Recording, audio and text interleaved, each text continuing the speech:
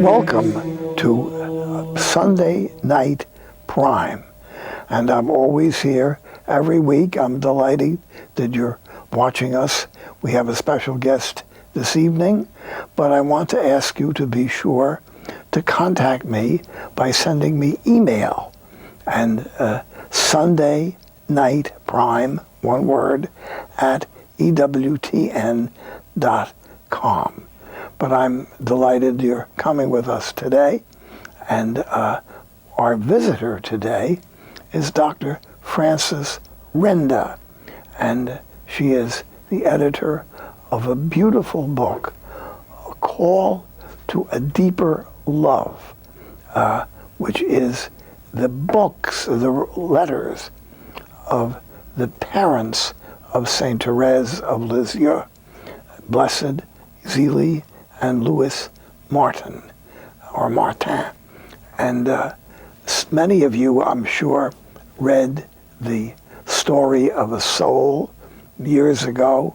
It was a tremendously popular book then, which was the autobiography of Saint Therese of Lisieux. Believe it or not, I read it on the golf course when I was a caddy out at Essex Fells Country Club. I read it between jobs. So we are so happy today to welcome Dr. Renda. Thank you so much. Thanks. And Dr. Renda, tell our audience a little bit about yourself. Well, I am 60 years old, Catholic educated. I'm a psychoanalyst here in Manhattan, and I work with both religious and lay people, and have had a deep love for Saint Therese my entire life, and am very close to the Carmel in Lisieux, and my mission is to really bring the merciful love of Jesus to the people of the world through Saint Therese. Through Saint Therese. So we're going to spend our day or an hour with Saint Therese and looking her on a very intimate, personal way. I want you to get to know the family of Saint Therese. Now I went to, there's a wonderful picture of Saint Therese as a young woman.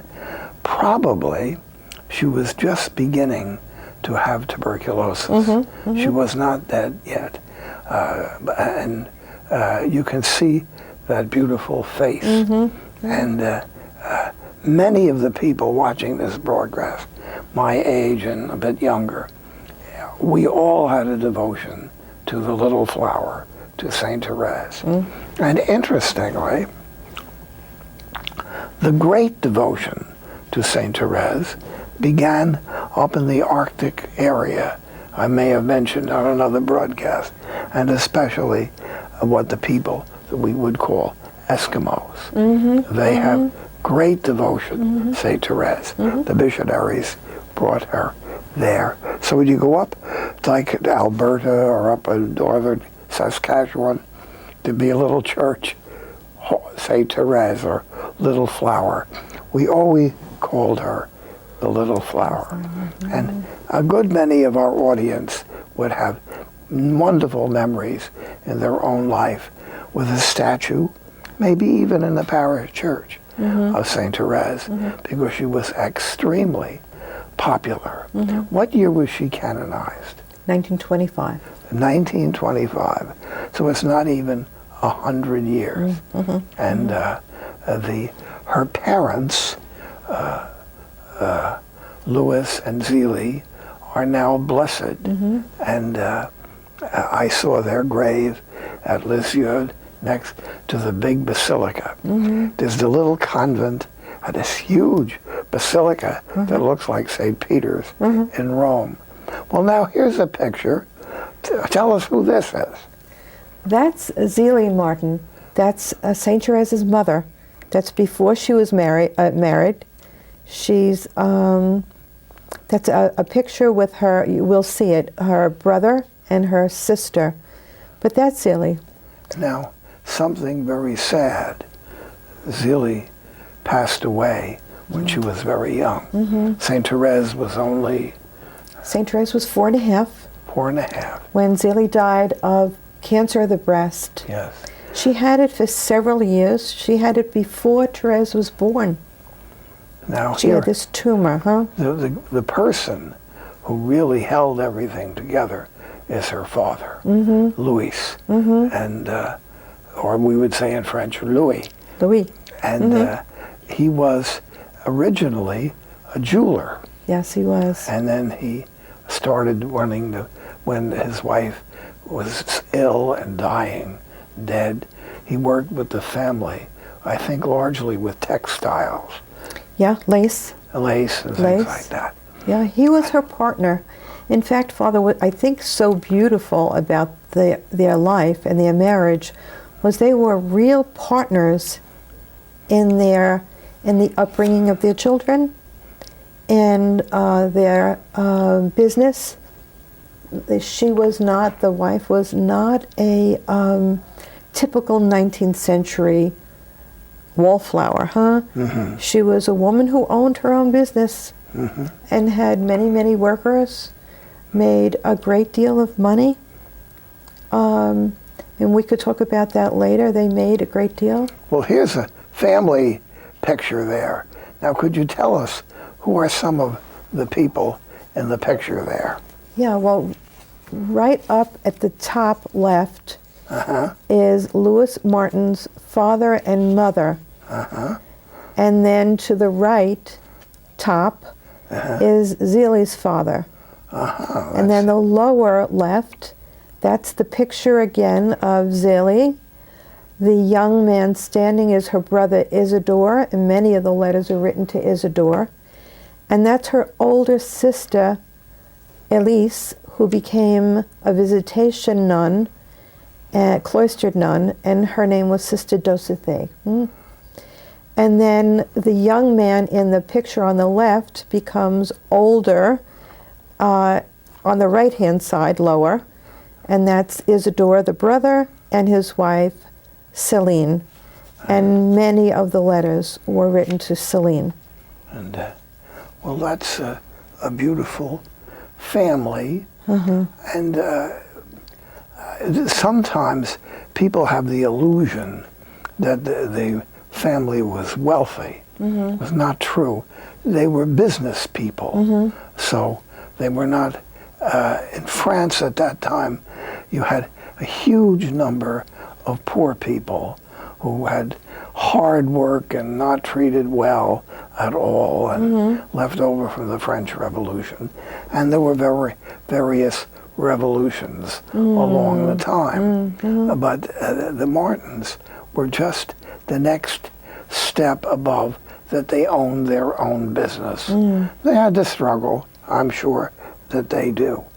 Now, I would like to take a little look next at our picture there, and pull up our next picture, and that's a medal of their family when they got married, right? And that's apparently a medal, or it's almost a tray. It's a medallion. It's a medallion about that large, and it was etched by Louis Martin, and he gave that to his wife the night they were married. They got married in the Basilica in Alençon, and he gave her that. They were married at midnight, which was a custom at the time, And isn't that amazing? Yeah. They were married at midnight, yeah. in the lights. And he and in candlelight, yeah. And he gave her this medallion as a surprise. And if you look at that image, it's an image of an engraving of Sarah and Tobias from the Old Testament, the book of Tobit, And it's a story about Sarah and Tobias and their marriage, and the difficulties with Sarah's original marriages, And it was a very gentle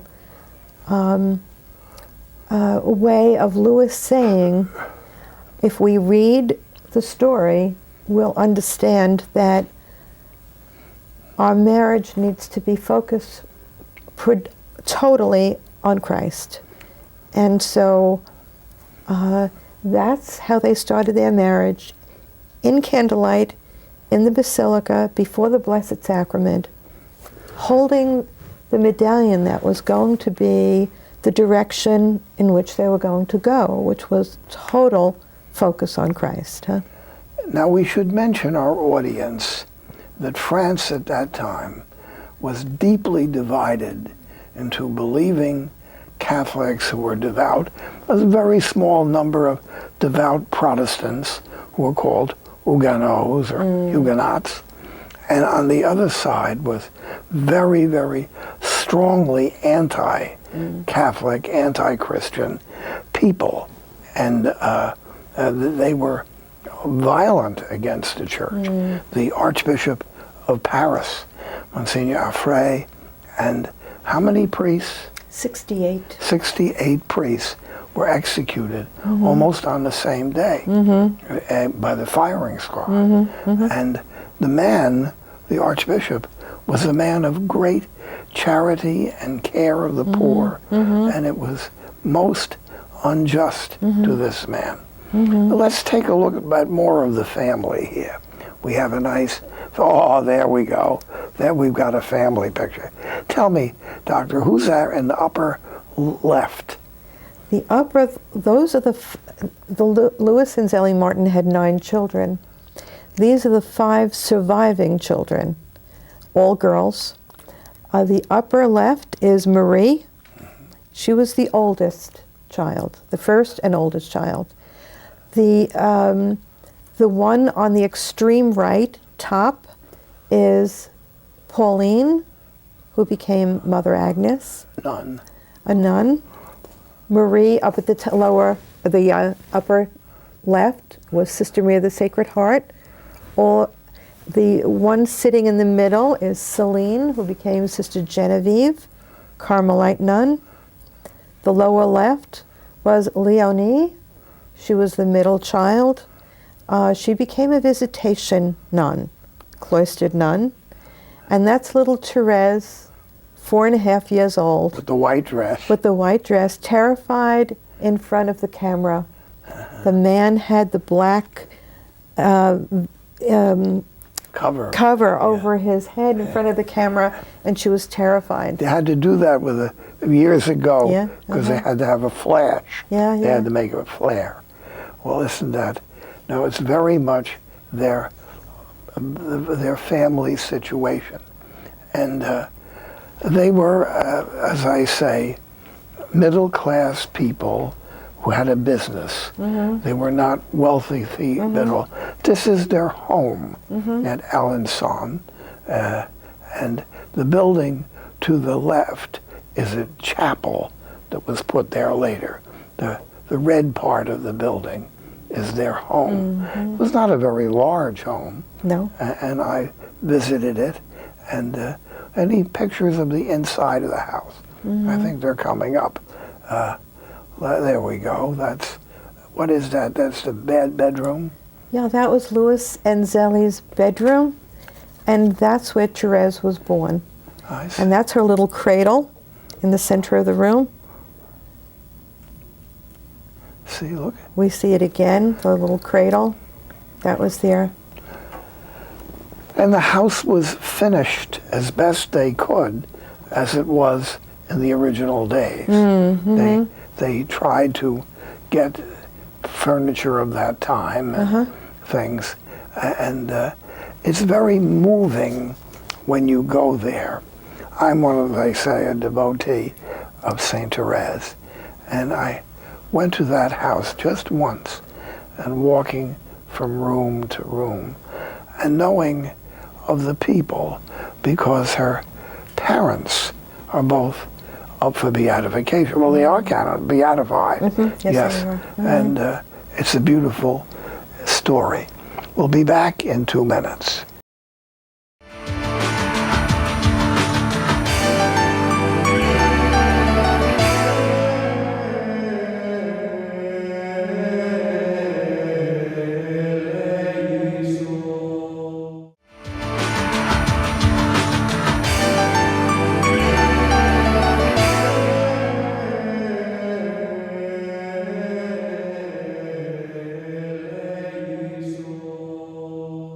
About 15 years ago, I was in France. I forget, I was doing on business, giving retreats, not in France, but in England. And we got over to Paris on the train, and then we got the train to Lisieux. And I was so pleased to be able to go to this little village, a little town, and of course, next to it, this gigantic church, which is the Basilica of St. Therese. I think they built it too big, to be quite honest with you. The little convent there. But we had a beautiful, beautiful visit. And we stayed overnight, and it was a marvelous visit. We saw some of the house already. Would you show a few other rooms in the house? This is the house where they lived. What is this, Doctor? That was the room where they received their business clients, huh? Uh-huh. Zelly had many workers who would assemble pieces of lace and then bring them every Thursday back to her, huh? And then Zelly would assemble it into the design of whatever they were working on, whether it was a ball gown or whether it was curtains, but that was the room that they would receive their business clients in. Mm-hmm. Now that little chair. That's Therese's little high chair. That's very sweet, huh? Yes. Uh-huh. You know, when you go visit places in Europe where there have been pieces of furniture that belong to people, that was extremely interesting. Mm-hmm. The most interesting one is in the church of the chapel of the Note of a Miraculous Medal, mm-hmm. where there's a chair mm-hmm. where Saint Catherine Labouré said that the Blessed Mother sat in the chair. Sitting, yeah. I touched it. I didn't sit in it, I assure you. Oh, you can't sit in it. Well, it's wonderful. I want to see all of you have a little trip, a pilgrimage. Where is this? What is this? That's the kitchen. That's where they cooked uh-huh. with the original utensils, the original table. That was the kitchen. And of course, they're very French people. They would have had rather complicated meals, I would imagine.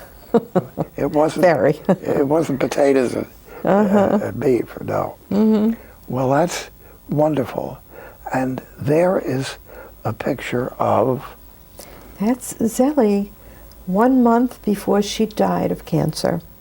It's a picture that was taken in July 1877, and she died in August. So that's a month before she dies. And she died of cancer of the breast. And Saint Therese herself died of tuberculosis. Mm-hmm. So sorrow came into that family, and many families, most families in those days, because other children in their family died young, didn't they? Yeah, they had 4 other children who died. And at that time, there were no antibiotics, there was no germ theory, so no one really understood why people were dying. And so Louis and Sally just helplessly watched their children die. But it wasn't unusual, Father, as you said. No. If you go back, I go back to my grandparents, you know, and the people that lived at their time. A lot of my relatives died young, or many of them died as children. That was part of life. In fact, you had a large family with a lot of children because you understood that a number of them were likely to die. And it wasn't that they were not interested in medical, but physicians didn't know what to do. In deliverance or founding antibiotics, beginning with penicillin, things like that. That came later, huh? Oh, but it completely changed things. But vaccination plus the antibiotics. So we're quite blessed, and we don't seem to know it too well. Now, let's go back to the family here. There was Louis Martin supporting his family in their little house at Alençon, having a business, originally a jeweler and maker of watches, and then they moved into lace and all sorts of things like that. And then a number of the girls became nuns. I think almost all of them, didn't they? The 5 became nuns. The 5 surviving daughters all became nuns. And there was no complaint from the father. No, in fact, it was not that there was no complaint. There was a blessing. There was pain at losing. There was pain at losing the children. But he understood the blessing. He understood God's intervention in their lives and the calling. If you think of this, an older man, his wife was dead for years, and on weekends he was taking the train here and there and the other place to visit the convents where their daughters were. Now, how many of the sisters were with St. Therese?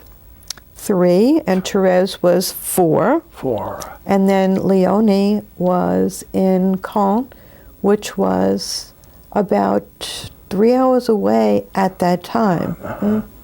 And they probably were not allowed to have very many visits, you know. So you think of this man, and he's now a blessed. Yes, he God is. bless him. And Pope John Paul II got very involved. Originally, it was the rule that if you had husband and wife, or 2 brothers or 2 sisters, you had to run the cause separately. You couldn't run it together. But Pope John Paul, a bit of a romantic, he allowed them to have that cause together, and they are blessed. And I'm waiting for the day that they will be canonized. Saint Therese herself has a unique distinction. What is that? She's the doctor of the church. A doctor of the church. Yeah. Now, when I heard that, and I love Saint Therese, a doctor of the church. A doctor of the church. Doctors of the church mean guys with big white beards and pretty old, and, you know, geniuses, St. Augustine, St. Thomas, people like that. Yeah. What about this little girl? Why would he have made her a doctor of the church? Well, I think that her spirituality was so universal. She shows us how to love God. That's what the doctorate is about, the little way. She shows us inch by inch, look at me, I'll show you when I'm angry, when I'm sad, I'll show you how I loved God through everything, the sorrows, the joys, the heartaches, the pain. I'll show you every minute of every day is about loving God. And it's called The Little Way. The Little Way. It's how to be a good Christian, a better Christian, maybe a saintly Christian, by doing the little way. And people had, reading the lives of the saints in the past, you read about saints that did great things. Some of them, leading the Crusades or something like that, St. Louis, or even someone very humble like St. Francis, had 8,000 friars before he died. 8,000. I mean, it was gigantic success. Yeah. And or the martyrs, we know, like martyrs who often die quite privately. During the Second World War, the killing of the martyrs. I stayed in the room of St. Maximilian Kolbe, where he was held in the cell, starved to death. But here you have nothing dramatic. This little sister, and I'm sure if you met her, she was kind of petite, right? And now, am I correct? Didn't one of her sisters live up into the early 1950s? Oh, yeah. Two of them did. Two of them. Celine and Pauline. Yeah, both of them did. And Leonie died in 1948 or 47. And now, they all knew that she had been canonized. Oh, yeah. Years before. Absolutely. And they never went to Rome to visit because they were all cloister nuns, Saint Therese herself, however, as a girl, had gone to Rome with her father, right? They took the train. Well, what's beautiful about that, you were talking about a vocation.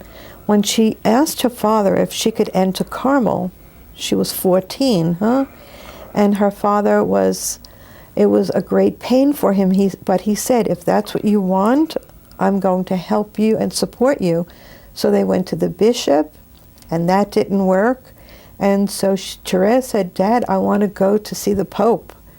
And there was a pilgrimage to Rome, and the father had Celine and Therese, and he went on a big pilgrimage. It was the 50th anniversary of Pope Leo XIII's priesthood.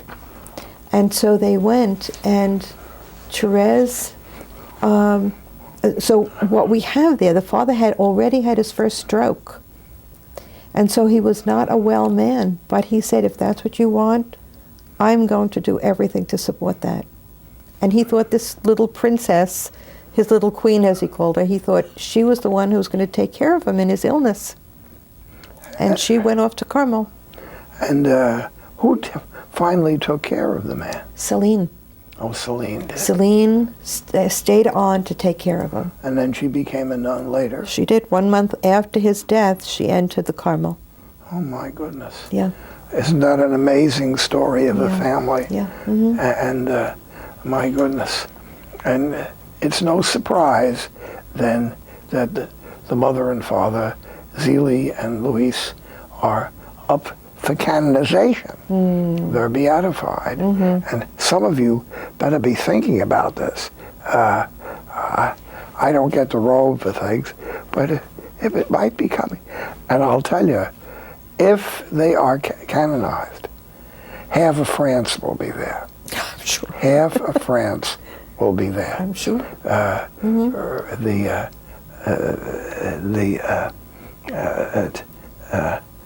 Maximilian Kolbe was canonized, and half of Poland was there, right? Yeah. Now, and it is so good for France.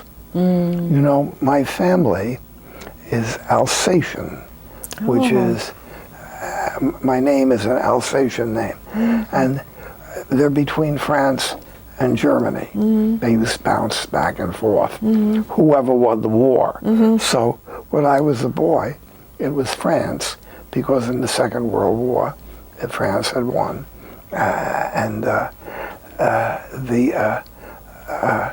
So I love things French, and I'm sad when I go to Paris and I saw a man smoking in Notre Dame, and I don't think he was doing it nastily, just doesn't know he's in a church. And we say in French, when I took French in high school, quel dommage, what a pity, what a pity. And so the Lord is trying to help France much by giving them great saints like Saint Therese. We'll be back in 2 minutes.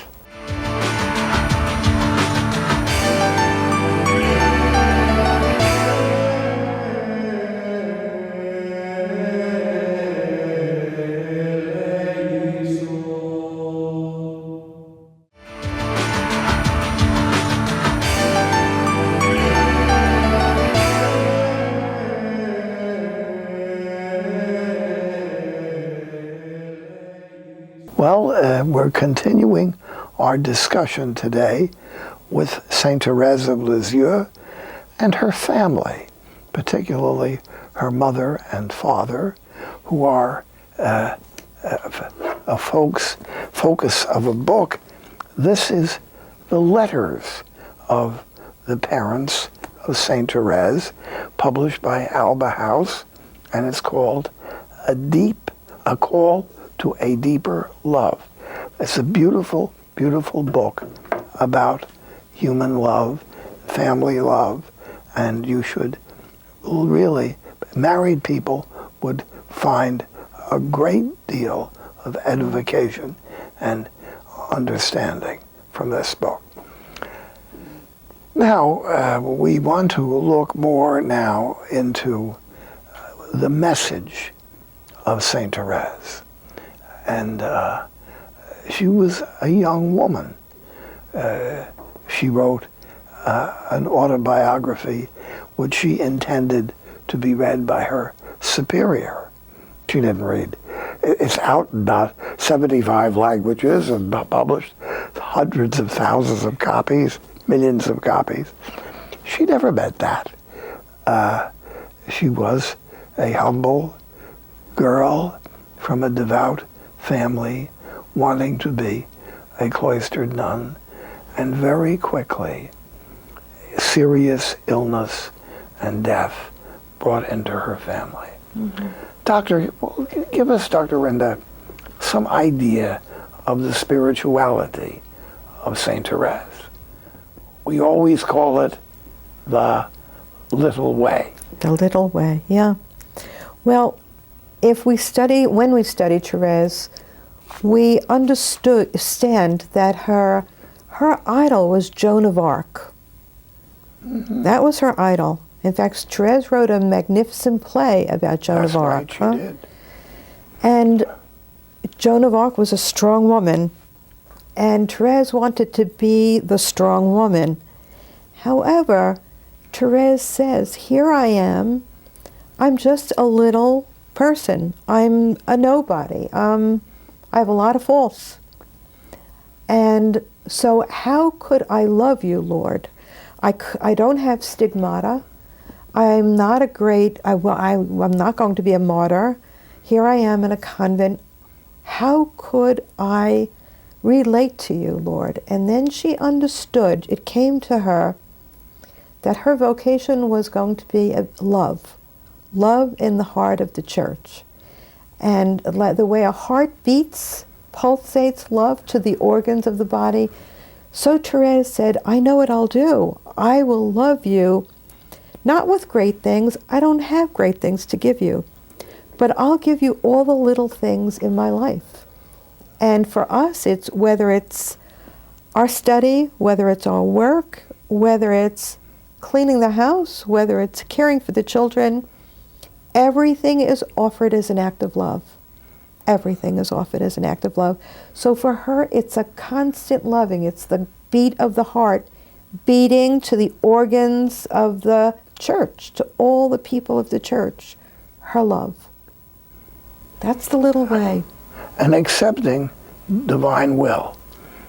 Absolutely. Now, we have to bring in my friend that you mentioned, Joan of Arc. Yeah. I've been to her home. Oh. I said Mass in what is said to be the house where she was born. I've been to the place where she was executed, and in the tower where she was held. And Joan of Arc is a fascinating person. She was a little girl. Yeah. She didn't even know how to ride a horse. And she was minding her own business. She had no idea to go to lead the French against England. I don't even think she knew where England was. And it happened that the voices, the heavenly voices, St. Margaret, St. Catherine? St. Catherine of Alexandria? Yes, and then St. Michael, the Archangel. And she heard these voices. Now, a lot of people were skeptical about that, and they can keep skeptical. But look what she did. And some very great people who were not believers, were not Catholics, are very impressed and fascinated by Joan of Arc. This girl who led France. And, you know, if it wasn't for Joan of Arc, we'd all be talking French.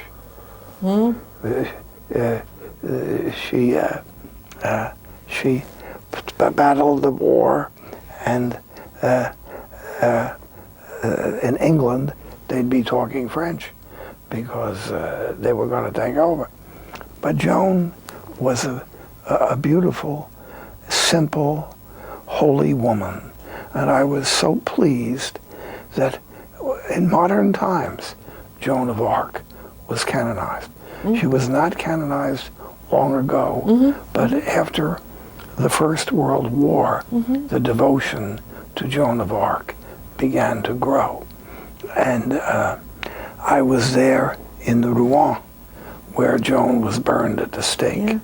And there is a big monument.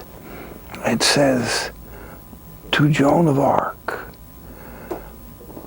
without a portrait and without a grave, you live on in the hearts of all the French." And it's one of the famous writers. Now we have these two young French girls, both of them humble. Joan, really from a peasant family. Therese, from a middle class, modest family. And both of them, divine providence, the voice of God, called into their lives.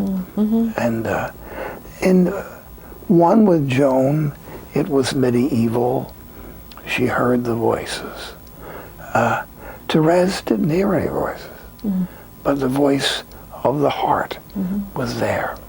I think these two French saints, young ladies, are a marvelous sign of France.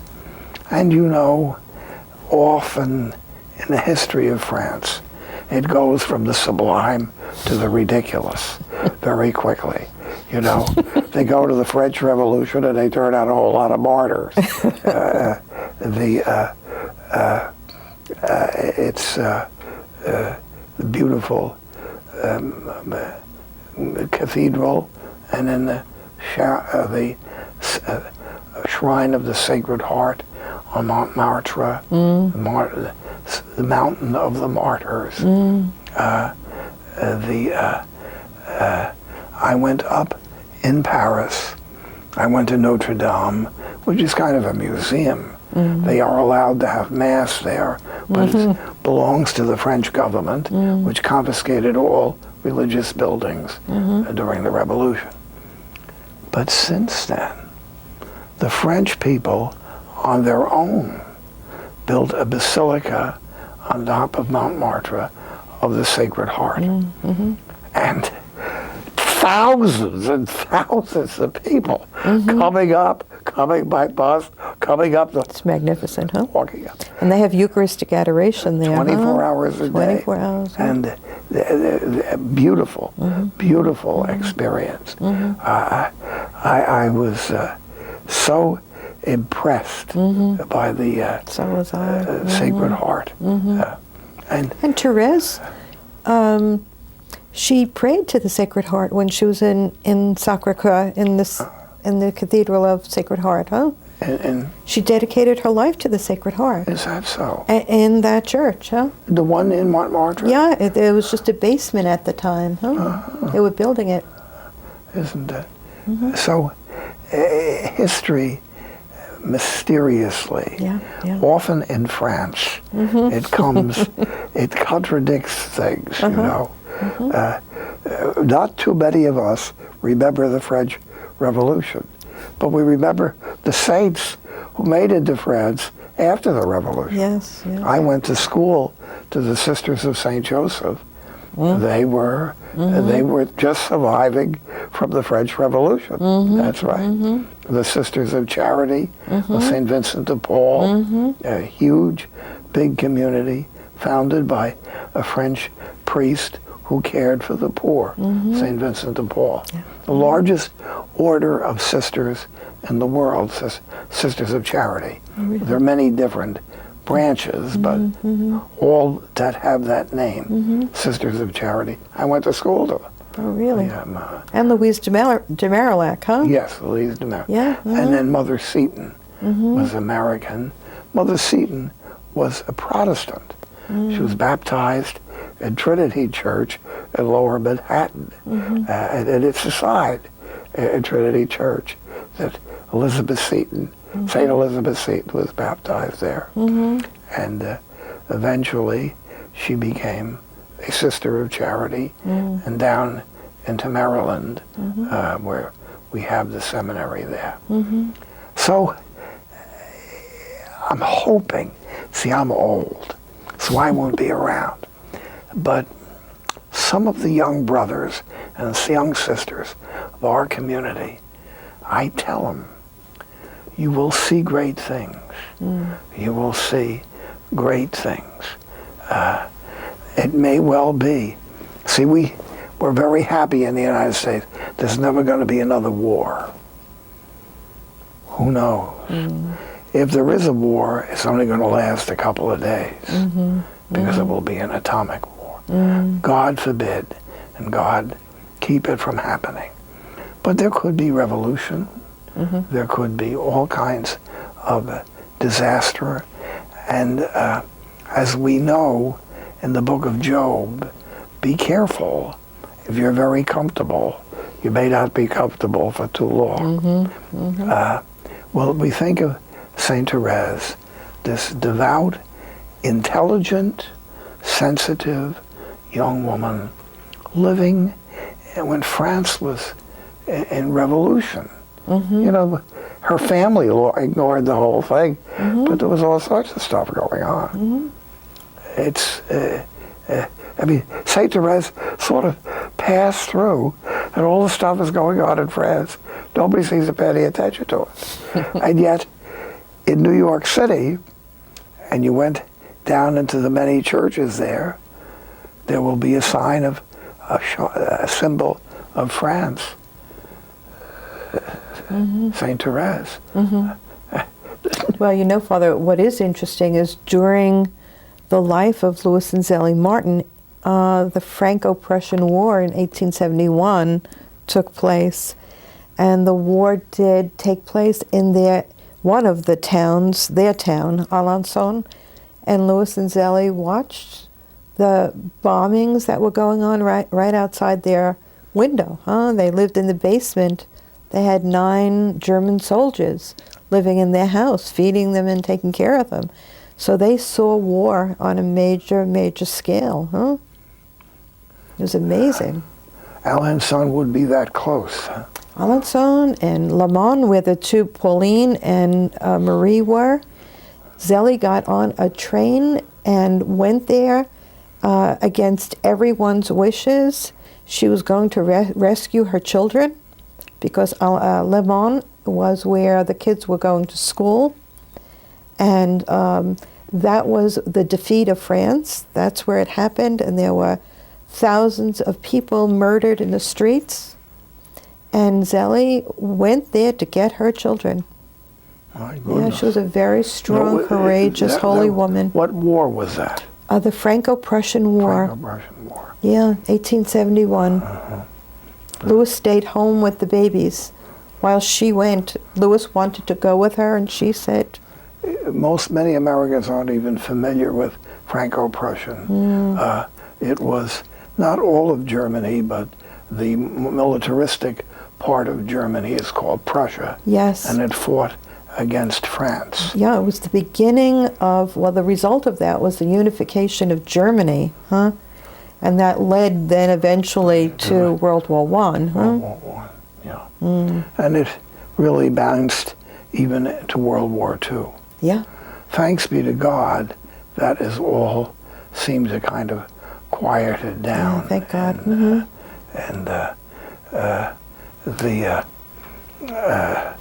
But when you go to Paris, history is all over the place. Oh my God. Your St. Louis, the marvelous Cathedral of Notre Dame, the beautiful chapel, Sainte-Chapelle, the Holy Chapel. It means the Church of the Holy robe, the hood, and that was the robe of Christ, and it was held as a beautiful relic in this chapel. It's called La Chapelle, the Sainte-Chapelle, the Holy Cape, and you can go there today and see it, and walk near Notre Dame, and it's utterly fascinating city, Paris. And there you have in Paris, right in the city, at the subway system, the subway station there is called Babylon, Babylon, and that is the missionaries were there, and that's where St. St. Catherine Labouré was there near Babylon, and St. Vincent de Paul, Rue de Bac, Rue de Bac, and you can go there and pray in the chapel where the Blessed Mother appeared to St. Margaret Mary, St. Catherine Labouré. You know, Father, what really is interesting about the book, A Call to a Deeper Love, is the understanding that marriage is a call to holiness, huh? And that we see in the book both Louis and Zélie calling each other to sainthood. And despite they had different aspects to their personalities, and we do too in relationships, huh? But the call to marriage, the sacrament of marriage, is really to help to bring that person to Christ, to be the face of Christ to your marital partner. And so I think that the book is such an inspiration to those that are married and those that are engaged to be married, to renew our understanding of what the sacrament of marriage is really all about, huh? And you see them pulling each other, calling each other to sanctity by understanding and being kind and patient and loving, despite their differences, and they had differences. Well, it's a beautiful spiritual message. Yeah. And I think that Doctor, you're pointing it out something we didn't see so clearly with St. Therese. We think of St. Therese as a nun. She's on the other side of the altar there in her habit. And here our mother and father may become canonized. Yeah. They're beatified already. Yeah. And what a beautiful thing it would be that the parents of a great saint will now become accepted as saints. And what was so beautiful in this book, which I want to again recommend, Dr. Renda was the editor, it's their letters. And it's one of those books that you don't have to sit down and begin at the beginning and end at the end. You can read it from time to time and look through and see what this is happening. Two people who are going to be made saints. We had a daughter was a saint, and they're writing letters. It gives us right into looking. When I was younger, I tried to visit the places of saints, and many places, beginning with St. Francis, beginning with the Holy Land, and Jerusalem, and the Holy City. But here was a modern family with modern problems. Dr. Renda, thank you so much for being with us. Thank you. It's been an honor. And we'll pray today that all the families watching this program, and all of us who, like myself, don't have my own family, let's pray that the Holy Spirit fill the members of each family with the love of God. And I want to pray especially for those who are far away from God. St. Therese made it a very special part of her life to pray for people who were far from God. One of them was a man who was going to be executed, and she prayed for him, and he was converted right at the time of his death. And she was praying all night, and when she found out a couple of days later that he had been converted. We thank you, Dr. Renda, and thank you for all joining us today. And please try to EWTN, keep us going, keep the machines turning. And remember that my good friend, Mother Angelica, will be watching the program, and she'll be hearing me say, you better send something down. She's a very practical lady. God bless you all, and God bless our dear Mother Angelica.